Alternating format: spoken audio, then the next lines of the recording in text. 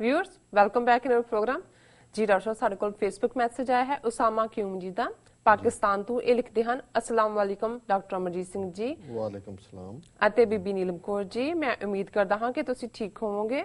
ਮੈਂ ਬੜੇ ਸਮੇਂ ਬਾਅਦ ਤੁਹਾਨੂੰ ਲਿਖ ਰਿਹਾ ਹਾਂ। ਮੈਂ ਜਨਰਲ ਜਗਜੀਤ ਸਿੰਘ ਅਰੋੜਾ ਵੱਲੋਂ ਲਿਖੀ ਦਾ ਪੰਜਾਬ ਸਟੋਰੀ ਪੜ੍ਹਨੀ ਸ਼ੁਰੂ ਕੀਤੀ ਹੈ। ਇਸ ਪ੍ਰੈਂਬਲ ਜਨਰਲ KS ਬਰਾੜ ਨੇ ਲਿਖਿਆ ਹੈ ਅਤੇ ਉਸਨੇ ਸਿੱਧੇ ਤੌਰ ਤੇ 1984 ਤੋਂ ਬਾਅਦ ਦੇ ਸਮੇਂ ਦੌਰਾਨ ਸਿੱਖਾਂ ਦੇ ਹਾਲਾਤਾਂ ਲਈ ਪਾਕਿਸਤਾਨ ਨੂੰ ਜ਼ਿੰਮੇਵਾਰ ਠਹਿਰਾਇਆ ਹੈ।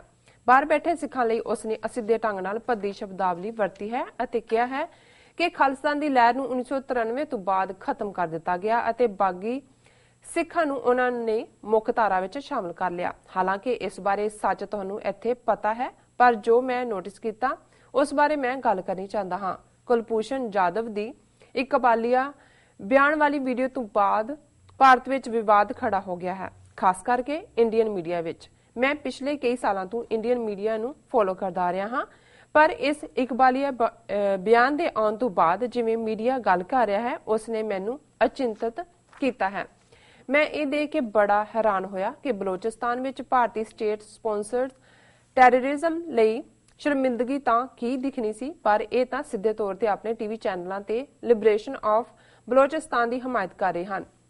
ਹਰ ਰੋਜ਼ ਦੀ ਬਹਿਸ ਵਿੱਚ ਇਹਨਾਂ ਦੇ ਪਾਲੇ ਹੋਏ ਬਲੋਚ ਅਹਿਮਰ ਮਸਤੀ ਖਾਨ ਅਤੇ ਤਾਰਿਕ ਫਤਿਹ ਵਰਗਿਆਂ ਨੂੰ ਬੁਲਾ ਕੇ ਚਰਚਾ ਕਰਦੇ ਹਨ। ਇਹਨਾਂ ਦੇ ਪੱਤਰਕਾਰ ਸਾਬਕਾ ਫੌਜੀ ਬਲੋਚਿਸਤਾਨ ਵਿੱਚ ਆਪਣੀ ਸ਼ਮੂਲੀਅਤ ਦਾ ਖੁੱਲ੍ਹੇਆਮ ਢੰਡੋਰਾ ਪਿੱਟ ਕੇ ਪਾਕਿਸਤਾਨ ਨੂੰ ਸਬਕ ਸਿਖਾਉਣ ਦੀਆਂ ਗੱਲਾਂ ਕਰਦੇ ਹਨ।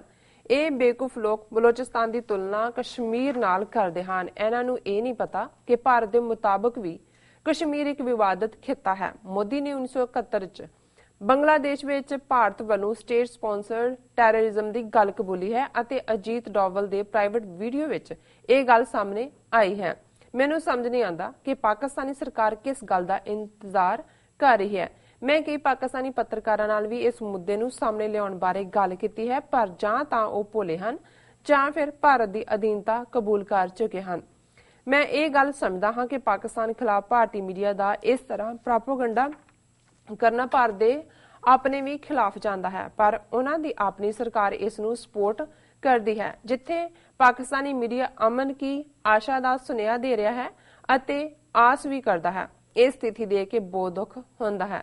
ਭਾਰਤੀ ਮੀਡੀਆ ਪਾਕਿਸਤਾਨ ਨੂੰ ਇੱਕ ਹਾਰੀ ਹੋਈ ਸਟੇਟ ਦੱਸਦਾ ਹੈ। ਪਾਕਿਸਤਾਨ ਤੋਂ ਕਿਨਾਰਾ ਕਰਨ ਦੀ ਗੱਲ ਕੀਤੀ ਜਾਂਦੀ ਹੈ ਅਤੇ ਇਸ ਵਿੱਚ ਇਹਨਾਂ ਦੇ ਬੇਵਕੂਫ ਫੌਜੀ ਅਫਸਰ ਵੱਧ ਚੜ੍ਹ ਕੇ ਭਾਗ ਲੈਂਦੇ ਹਨ।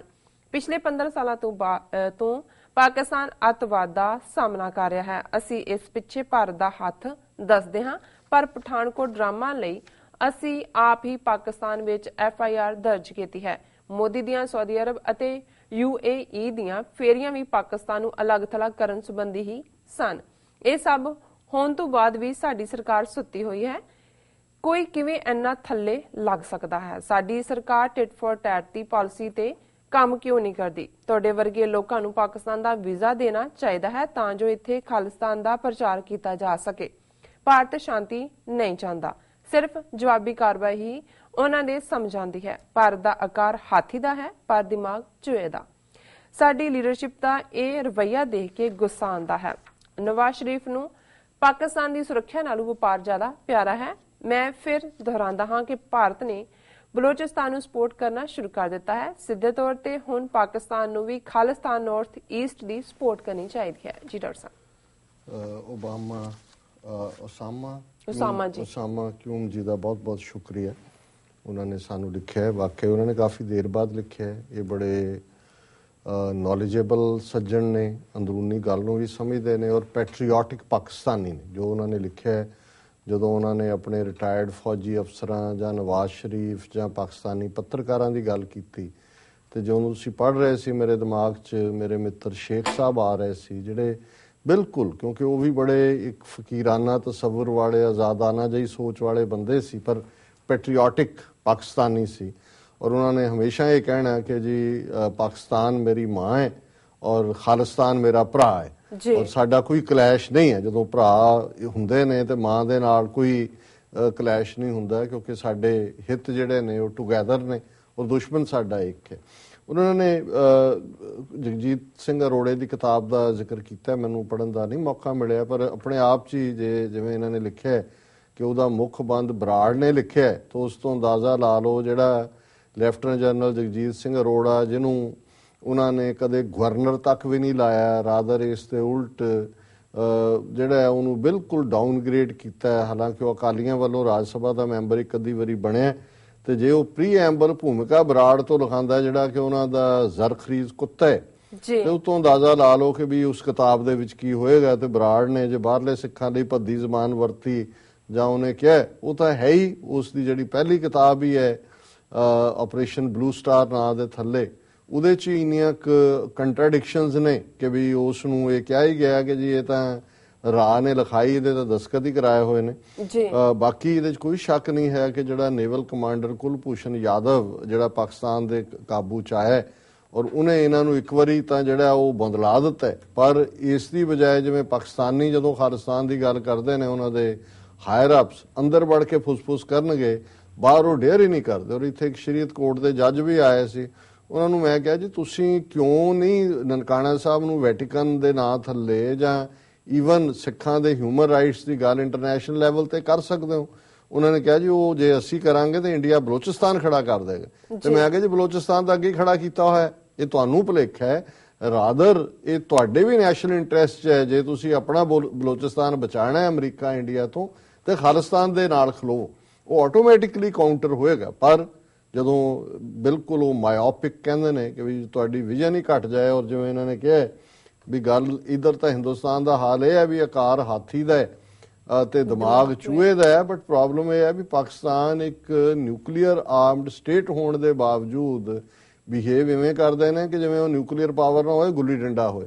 ਉਹ ਇੰਨਾ ਕਿ ਇੰਡੀਆ ਦਾ ਔਰ ਉਹਨਾਂ ਦਾ ਬਿਲਕੁਲ ਠੀਕ ਹੈ ਕਿ ਵੀ ਹੁਣ ਤਾਂ ਇਹ ਅਮਨ ਕੀ ਆਸ਼ਾ ਲੈ ਕੇ ਤੁਰੇ ਹੋਏ ਨੇ। ਔਰ ਮੈਨੂੰ ਯਾਦ ਹੈ ਵੀ ਉਹ ਡਰਾਮਾ ਜਿਹਾ ਕੁਲਦੀਪ ਨਈਅਰ ਨੇ ਸ਼ੁਰੂ ਕੀਤਾ ਸੀ 14 ਅਗਸਤ 15 ਅਗਸਤ ਨੂੰ ਬਾਰਡਰ ਦੇ ਉੱਤੇ ਮੋਮਬੱਤੀਆਂ ਜਗਾਉਣਾ, ਤੇ ਦੂਜਾ ਤੇ ਪਾਕਿਸਤਾਨੀ ਵੀ ਉੱਥੋਂ ਉਹਨਾਂ ਦੇ ਜੁਆਇਨ ਕਰਦੇ ਸੀ। ਕਿਹਾ ਵੀ ਇਹ ਨੈਸ਼ਨਲਿਸਟ ਹਿੰਦੂ ਨੈਸ਼ਨਲਿਸਟ ਨੇ, ਇਹ ਤਾਂ ਐਕਸੈਪਟ ਨਹੀਂ ਕਰਦੇ ਕਿਸੇ ਵੀ ਪਾਰਟ ਨੂੰ, ਇਹ ਤੁਹਾਨੂੰ ਖਾ ਜਾਣਗੇ। ਇਹ ਉਹ ਨੇ ਜਿਨ੍ਹਾਂ ਨਾਲ ਜੇ ਸ਼ਿਵਾਜੀ ਨੇ ਅਫਜ਼ਲ ਖਾਨ ਦੇ ਨਾਲ ਜਿਹੜੀ ਹੈ ਉਹ ਜੱਫੀ ਪਾਈ ਤਾਂ ਉਹ ਜਿਹੜਾ ਕੇਂਚੂਆ ਉਹਦੇ ਢਿੱਡ 'ਚ ਮਾਰ ਕੇ ਉਹਨੂੰ ਮਾਰ ਦਿੱਤਾ ਸੀ। ਔਰੰਗਜ਼ੇਬ ਦਾ ਐਮਿਸਰੀ ਸੀ। ਉਸ ਤੋਂ ਬਾਅਦ ਇਹ ਹੁੰਦਾ ਸੀ ਕਿ ਕਦੇ ਇਹਨਾਂ ਨਾਲ ਜੱਫੀ ਨਾ ਪਾਓ, ਨਹੀਂ ਤਾਂ ਇਹਨਾਂ ਨੇ ਢਿੱਡ 'ਚ ਵਾਰ ਕਰਨਾ ਹੈ, ਛਾਤੀ 'ਚ ਚੈਲੰਜ ਕਰਕੇ ਕਰਨ ਵਾਲੇ ਨਹੀਂ ਨੇ। ਪਰ ਉਹ ਅਫਜ਼ਲ ਖਾਨ ਇਹਨਾਂ ਨੂੰ ਮਰਿਆ ਅੱਜ ਤੱਕ ਵੀ ਨਹੀਂ ਯਾਦ ਆਉਂਦਾ।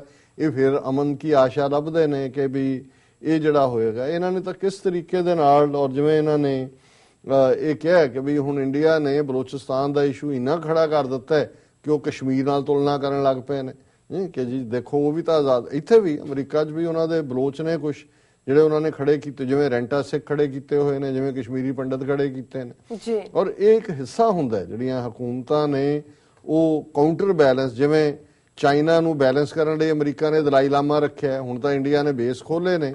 ਪਹਿਲਾਂ ਦਲਾਈ ਲਾਮਾ ਉੱਥੇ ਕਿਹਨੇ ਕੱਢਿਆ? CIA ਔਰ ਇੰਡੀਆ ਦੀਆਂ ਏਜੰਸੀਆਂ ਨੇ, ਇੰਟੈਲੀਜੈਂਸ ਬਿਊਰੋ ਨੇ ਕੱਢਿਆ ਉਹਨੂੰ ਤਿੱਬਤ 'ਚੋਂ। ਖਰਚੇ ਕੌਣ ਦਿੰਦਾ ਉਹਦੇ, ਔਰ ਉਹਨੂੰ ਸਪੋਰਟ ਕੌਣ ਕਰਦਾ? ਉਹ ਇੰਡੀਆ ਔਰ ਅਮਰੀਕਾ ਨੂੰ ਸੂਟ ਕਰਦਾ ਚਾਈਨਾ ਦੇ ਖਿਲਾਫ ਜਿਹੜਾ ਉਹਨੂੰ ਰੱਖਣ ਦੇ ਲਈ। ਸੋ ਇਵੇਂ ਇਹਨਾਂ ਨੇ ਬਲੋਚ ਖੜੇ ਕਰ ਦਿੱਤੇ ਨੇ, ਕੱਲ ਨੂੰ ਕੋਈ ਹੋਰ ਖਿੱਤੇ ਦੇ ਵੀ ਖੜੇ ਕਰ ਦੇਣਗੇ। ਔਰ ਅਜੀਤ ਡੋਵਲ ਨੇ ਜਿਹੜਾ ਉਹ ਮੰਨਿਆ ਕਿ ਵੀ ਉਹ ਕੀ ਕਰਦਾ ਰਿਹਾ ਹੈ, ਔਰ ਇਹਦੇ 'ਚ ਕੋਈ ਸ਼ੱਕ ਨਹੀਂ ਹੈ। ਮੋਦੀ ਨੇ ਬੰਗਲਾਦੇਸ਼ ਦੇ ਦੌਰੇ ਵੇਲੇ ਮੰਨਿਆ ਸੀ ਜੀ ਅਸੀਂ ਬਣਾਇਆ ਬੰਗਲਾਦੇਸ਼, ਅਸੀਂ ਇਹ ਲਿਆਂਦਾ ਜਿਹੜਾ। ਔਰ ਬਾਕੀ ਉਹਨਾਂ ਨੇ ਕਿਹਾ ਕਿ ਵੀ ਇਹ ਇੱਕ ਪਾਸੇ ਇੰਡੀਅਨਸ ਡਿਫੀਟਡ ਸਟੇਟ ਔਰ ਫੇਲਡ ਸਟੇਟ ਕਹਿੰਦੇ ਨੇ ਪਾਕਿਸਤਾਨ ਨੂੰ, ਔਰ ਦੂਜੇ ਪਾਸੇ ਇਹ ਪਠਾਨਕੋਟ ਦਾ ਹੋਏ ਪਾਕਿਸਤਾਨ 'ਚ FIR ਜਿਹੜੀ ਨੇ ਰਜਿਸਟਰ ਕਰ ਰਹੇ ਨੇ।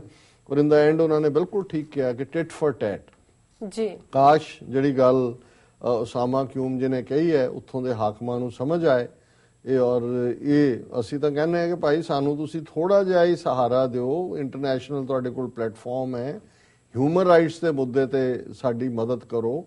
ਜੇ ਇੰਡੀਆ ਹਰ ਥਾਂ ਦੇ ਉੱਤੇ ਜਿਹੜਾ ਉਹ ਤੁਹਾਨੂੰ ਦਹਿਸ਼ਤਗਰਦੀ ਦੇ ਲਈ ਬਣਾਉਣ ਲਈ ਕਿਸ ਹੱਦ ਤੱਕ ਜਾਂਦਾ ਹੈ, ਸਾਡੇ ਤੇ ਜੈਨੂਨ ਨੇ, ਪਾਕਿਸਤਾਨ 'ਚ ਵੀ ਸਿੱਖ ਰਹਿੰਦੇ ਨੇ, ਸਾਡੇ ਇਤਿਹਾਸਕ ਗੁਰਦੁਆਰੇ ਨੇ।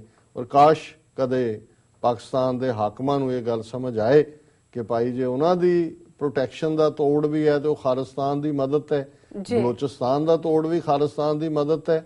ਔਰ ਵੈਸੇ ਵੀ ਜੇ ਹਮਸਾਇਆਂ ਦੇ ਤੌਰ ਤੇ ਕੱਲ ਨੂੰ ਅਸੀਂ ਇੱਕ ਚੰਗੇ ਨੇਬਰਸ ਦੀ ਤਰ੍ਹਾਂ ਰਹਿਣਾ, ਤੇ ਜੇ ਸਿੱਖਾਂ ਦੇ ਨਾਲ ਇਸ ਵੇਲੇ ਹਾਂ ਦਾ ਨਾਰਾ ਮਾਰ ਕੇ ਨਾਲ ਖਲੋਤੇ ਹੋਣਗੇ ਤੇ ਭਵਿੱਖ ਦੇ ਵਿੱਚ, ਫਿਊਚਰ ਦੇ ਵਿੱਚ ਇਹ ਹਮੇਸ਼ਾ ਹੋਰ ਵੀ ਉਸ ਸਾਂਝ ਨੂੰ ਪੀੜਿਆਂ ਕਰੇਗਾ। ਜੀ, ਇਹਨਾਂ ਦਾ ਬਿਲਕੁਲ। ਬਹੁਤ-ਬਹੁਤ ਸ਼ੁਕਰੀਆ ਇਹਨਾਂ ਨੇ ਸਾਨੂੰ ਲਿਖਿਆ। ਜੀ ਡਾਕਟਰ ਸਾਹਿਬ ਥਰਾਣਾ ਬ੍ਰੇਕ। ਵਿਊਅਰਸ ਤੁਸੀਂ ਕਿਤੇ ਨਹੀਂ ਜਾਣਾ, ਮਿਲਦੇ ਹਾਂ ਆਫਟਰ ਦਿਸ ਸ਼ਾਰਟ ਬ੍ਰੇਕ।